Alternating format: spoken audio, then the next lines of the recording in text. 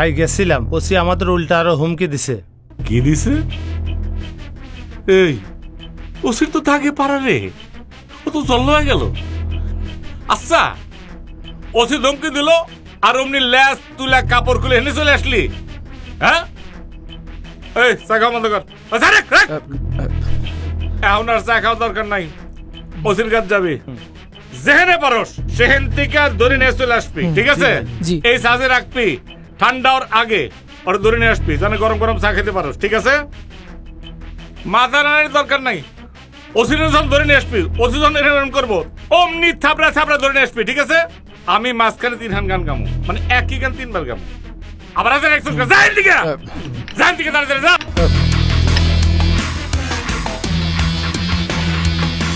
এসেছি একলা যাবো একলা, গাদা রে একটা তো খাইছোস, আগে হজম কর, বেশি খেলি তো বদহজম ওর গেদা। বড় ভাই, ওসির বাড়াবাড়ি সীমা সারা যাইতেছে। আপনার লগে কোনো কথা হয়েছে? আরে ওসি আসতেছে, খবর পাঠাইছি, আমি সীমানা ভাগ করে দেবো, ঠিক আছে? আচ্ছা, খালি কি বসে থাকবি? আছে কিছু খা, পাশ পাশ করে দেখা। না ভাই, কিছু খাবো না।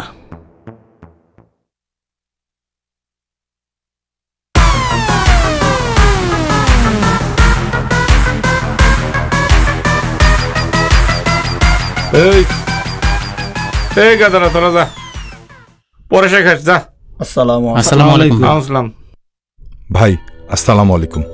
সালামের উত্তর পরে দেবনি, তার আগে শুনি বউ পোলাপান ভালো আছে তো? জি ভাই, ভালো আছে। ভালো থাকলেই ভালো, বউ গেদে গেদি আর যদি ভালো থাকে নিজেরও ভালো লাগে। আর যাই হোক, কিছু খাবা? কিছু রান্না করে দিই, ডিম বোনা করে দিই, খাবা? না ভাই, আপনি জরুরিভাবে আসতে বলেছেন, তাই আসলাম। জরুরি কথা পরে কমনে, আগে তোমরা একটা গল্প শোনাই, কিসে টাইপের, শুনবা? জি বড় ভাই, অবশ্যই শুনবো। শুনে গল্পটা মজা পাবে কিনা জানি না, মেলা আগের দিনের গল্প তো, রাজা বাদশামলের গল্প। ওই সময় ওই এলাকায় একটা জাউরা পোলা ছিল। এই জাউরা করতো কি, রাস্তাতে যেই যেত তার পাশায় খোঁচা দিত, কেউ কিছু করতো না, কারণ তার বাপ ছিল ওই এলাকার মাতব্বর। একদিন এই জাউরা পোলা কি করলো, দেখা যায় সামনে দিয়ে একটা পণ্ডিত যেতেছে, সে পণ্ডিতেরও পাশে খোঁচা দিল।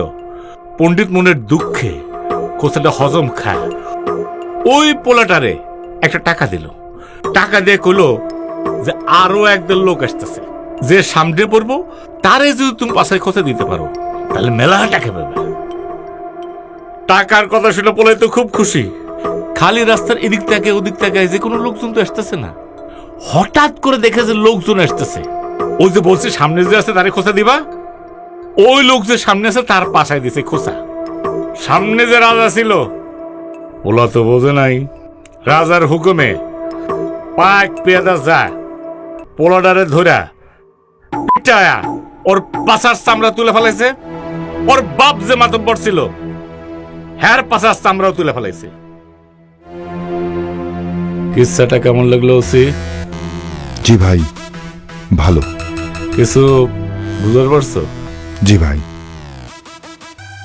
ঠিক সেইভাবে বেশি খোঁচাখোঁচি করতে যাবো না।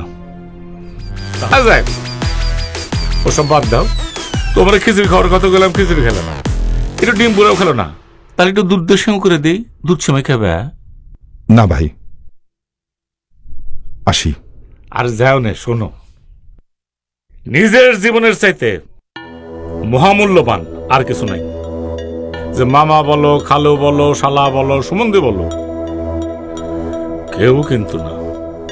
বাবু রে, যেটা বলতে চাইছি বুঝতে পারছো? জি ভাই, আসসালামু আলাইকুম।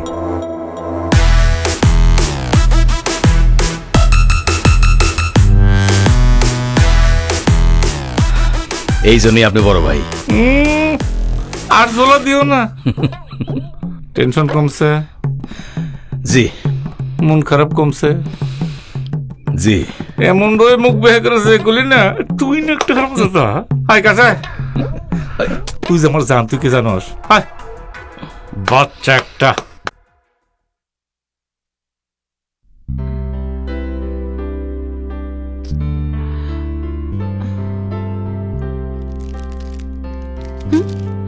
বালিশটা দে, বালিশটা দে। কি রে, চিপসটা তো খুলেও দিতে পারিস। নে আমার থেকে খা। ইমন, কালকে আমরা কখন রওনা দিব? কই যাবো কালকে? কালকে ঢাকায় যাব না, উকিলের সাথে কথা বলতে হবে। কি রে, তুই দেখি সবকিছু ভুলে যাস। আচ্ছা ঠিক আছে, তুই যখন ঘুম থেকে উঠবি তখন যাবো, যা। আমি তো সারা রাত ঘুমাতে পারবো না। সারাত ঘুমাতে পারবি না মানে? আমি তো তোর সাথে ঘুমাবো না, তুই সারাত কেন ঘুমাবি না? মানে কি, তুই আমার সাথে সারা রাত ঘুমাবি মানে? ইমন, তুই কিন্তু কথা কথা আমার সাথে দুষ্টামি করিস। আর আমি দুষ্টামি করছি কোথায়? যা সত্যি তাই বলছি। আমি রাতে তোর সাথে ঘুমালে তুই সারাত ঘুমাতে পারবি? এই এই ফাজিল, তুই এমন এক্সপ্রেশন দিচ্ছিস কেন? হ্যাঁ, কোনো মতলব আছে তাই না? যা যা, বের হ আমার রুম থেকে, এক্ষুনি বের হ। আরে আমি আবার বের কি হ। expression? বের হইতে বলছি, আমি- এক্ষুনি বের হবি। যা যা, দেখ, আরে তুই যা আমার, বলছি। তুই সবসময় আমার সাথে ফাইজলামি করিস। এই যে এখানে আছি, এখানে মারতে হবে। কথা শোন, তুই আর আমি অনেক টেনশনে আছি না? টেনশনের মধ্যে যদি একটু ফাইজলামি না করি, মজা না করি, ব্রেন থেকে কিছু বেরোবে গাধা। ঠিক আছে যা, কালকে আমরা সকাল সকাল রওনা দেবো। ওকে। চিপস খাবি? খা, থাক, দরকার নেই, আমি খাই। মানে তুই না আসলে একটা ফাজিল। আসলে ফাজিল। আবার মারলি? তো মারবো না তো কি করব? আদর করবি? হ্যাঁ।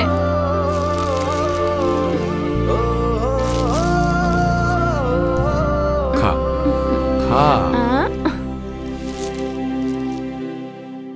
দেখুন মিস জেরিন, আপনার সব কথাই আমি বিশ্বাস করেছি, কিন্তু আদালত তো আপনার এবং আমার কথা বিশ্বাস করবে তথ্য প্রমাণের ভিত্তিতে।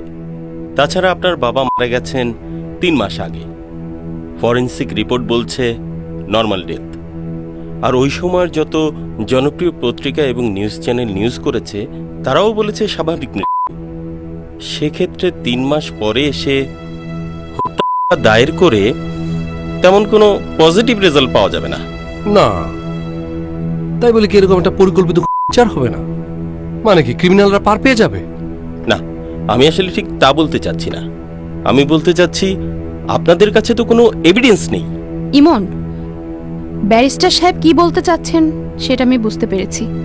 আমাদের মিনিমাম এভিডেন্স জোগাড় করতে হবে, আর সেগুলো পেতে হলে আমাকে অবশ্যই বাসায় যেতে হবে। Yes, you are right. Jerin, এই সিদ্ধান্তটা কি এখন ঠিক হবে নেওয়া? আজ না হোক কাল আমাকে তো বাসায় ফিরতেই হবে। Thanks for your advice. You most welcome. Thank you. Welcome. Thank you.